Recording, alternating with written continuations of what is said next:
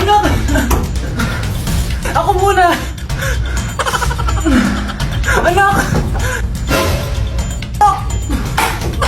Nay! Wait lang po, Nay!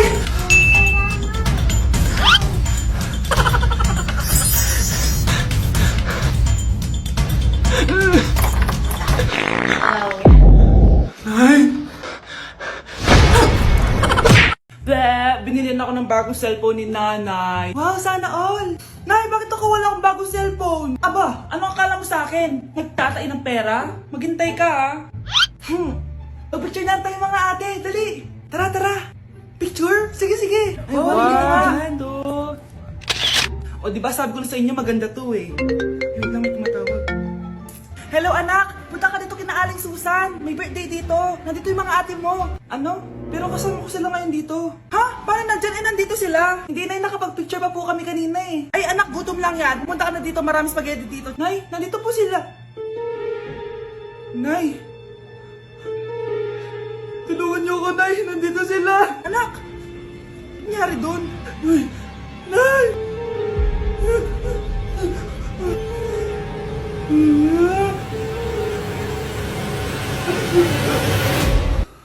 Akin na! Akin na yan! Akin na! Ano ba ate? Manonood ako ng Euphoria!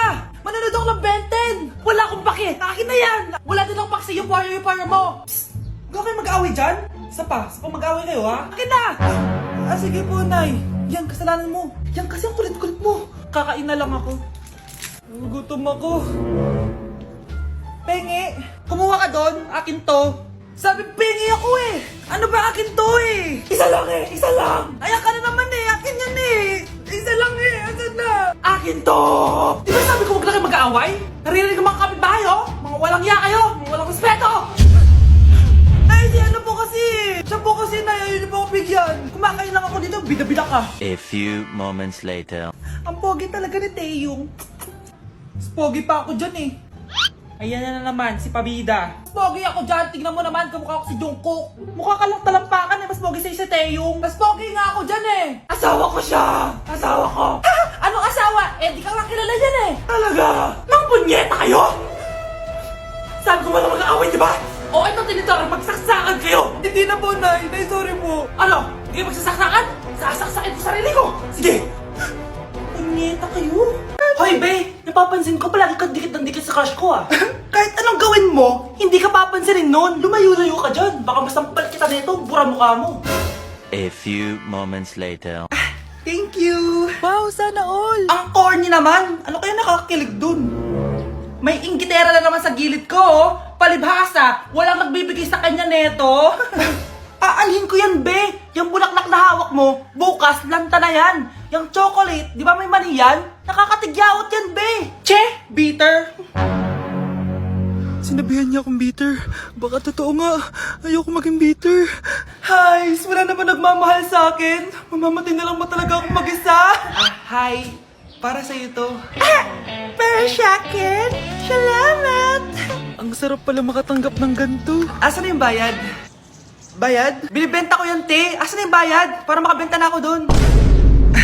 Oh, ito. Happy Valentine's.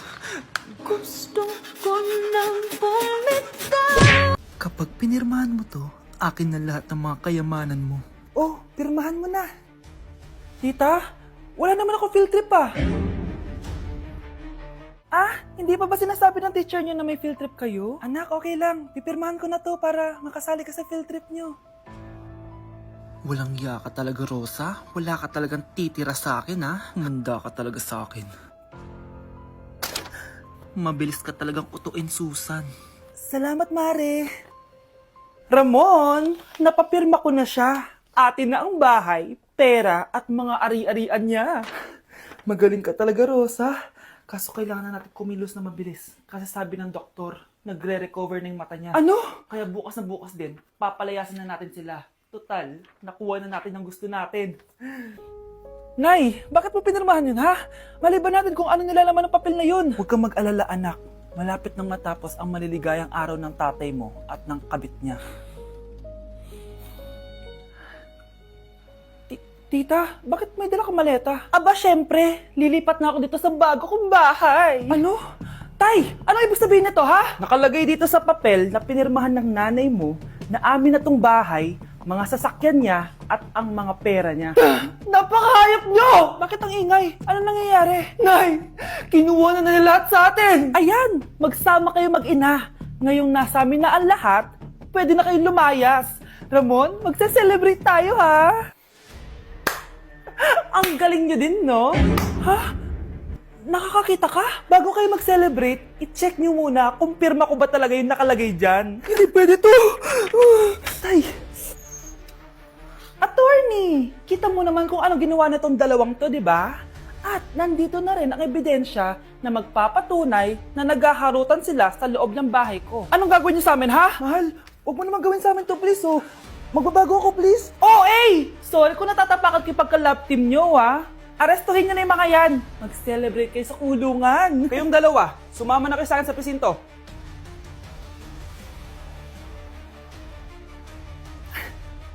Okay, class. Last 5 minutes. Hirap naman nito. Be, ano sagot sa number 10? Huwag ka mong sa akin, Samantha. Mapapagalitan tayo kay ma'am. Tamot mo naman. Ayaw mo akong pakopyahin, ha? Bilisan nyo, class! 1 minute na lang! Ma'am, nangangopya po si Scarlett sa akin, no? Apakasinungaling mo, Samantha! May nangangopya pala dito? Bagsak ka na sa akin, Scarlett! Apakasama talaga ng ugali mo, Samantha! Nay! O anak, anyari sa'yo? Binagsak ako ng teacher ko. Naniwala kasi siya kay Samantha na nangopya daw ako. Totoo ba yun, Scarlett? Hindi, Nay. Siya talaga yung nangopya sa akin. Walang iya yan, ah! Humanda siya sa akin! Tara, anak!